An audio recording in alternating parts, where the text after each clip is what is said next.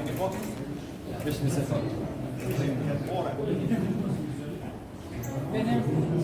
Bene. A kena mikrofonin vesh? Gati jemi. Përshëndetje për figurët e shkretjeve, respektiv të tesës ushtrusës së detyrës së presidentit të zonës aktive, ne sot jemi këtu për diskutuar për datën e zgjedhjeve.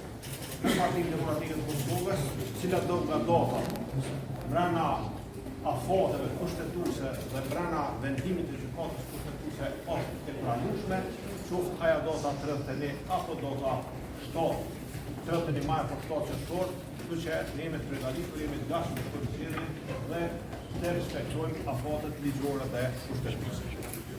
Dhe Hamza, se keni propozu asnjë datë të ushtrusës së detyrës, për shembull 7 ose 31?